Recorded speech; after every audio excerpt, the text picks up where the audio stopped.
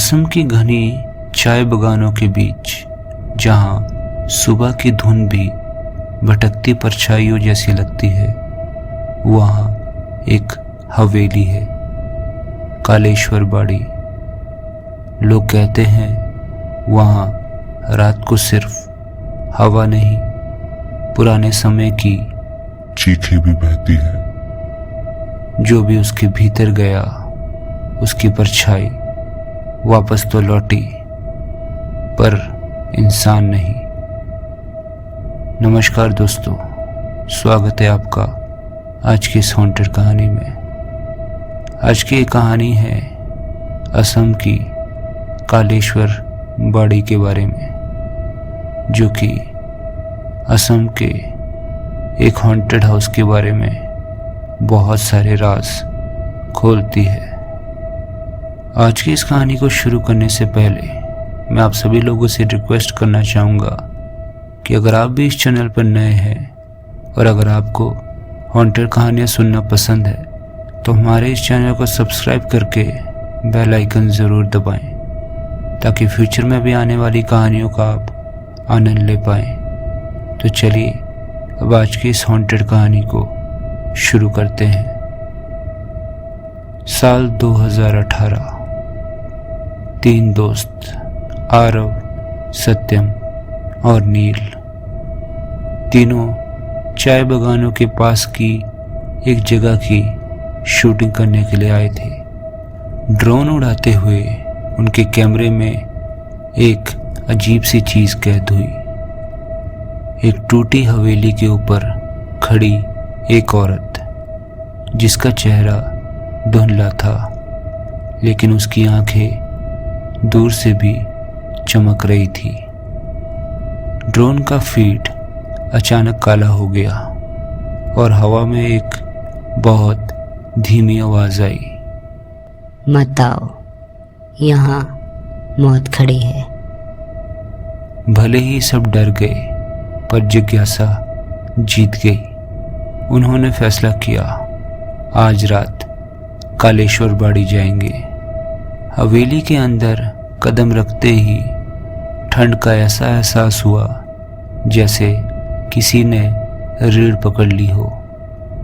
दीवारें फटी हुई, दरवाजे आधे खुले और चारों तरफ कच्चे तेल की बदबू। अचानक नील को लगा जैसे कोई उसके कान में फुसफुसा रहा है। क्यों आए हो? लेकिन पीछे कोई भी नहीं था। कमरे की दीवार पर खून से लिखा था, वो वापस आएगी। अंदर पुराने कागज मिले, जिनमें उस हवेली की कहानी थी। पहले ये हवेली कालेश्वरी नाम की एक तांत्रिक महिला की थी। उस पर आरोप था कि वो गांव के बच्चों की छाया चुरा लेती थी। लोगों ने उसे जिंदा हवेली में बांधकर जला दिया।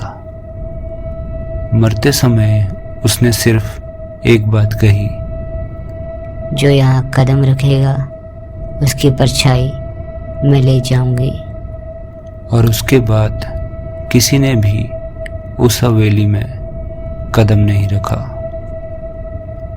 हवेली के अंदर खोजते खोजते वे एक बड़े हॉल में पहुंचे। वहां एक टूटा हुआ आईना था। नील जैसे ही उसके पास गया, आईने में उसकी परछाई उसे ही घूर रही थी, पर इस परछाई की आंखें लाल थी और होठ धीमे धीमे हिल रहे थे। आईने की परछाई बोली, तुम्हें नहीं बचने दूंगी नील। ये सुनते ही नील चिल्लाता हुआ पीछे गिर पड़ा।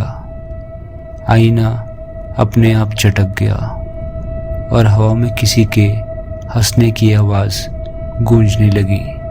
अचानक हवेली के सभी दरवाजे अपने आप बंद हो गए। लाइटर की लौ हरी हो गई। छत से धूल नहीं, काले साए गिरने लगे। आरव ने देखा कि एक साया धीरे धीरे इंसानी शक्ल ले रहा था। उसका चेहरा जला हुआ था और उसकी आंखें बिल्कुल सफेद। साया बोला, मेरे घर में आपका स्वागत है। हवेली अब इंसानों की नहीं उसकी हो चुकी थी। भागते भागते वो एक कमरे में घुस गए, लेकिन सत्यम कहीं नहीं दिखा। अचानक ऊपर की लकड़ी की बीम चरमराई, नीचे खून की बूंदें तब गिरने लगी। जब सबने ऊपर की तरफ नजर डाली तो सत्यम उल्टा लटका हुआ दिखा। उसका मुंह सिल दिया गया था और उसके शरीर पर नाखूनों के कट के निशान थे। अचानक सत्यम की गर्दन अपने आप बाईं तरफ मुड़ गई। कमरा चीख से भर गया। अब हवेली पूरी तरह जाग चुकी थी। नील और आरव भागते हुए बेसमेंट की ओर पहुंचे।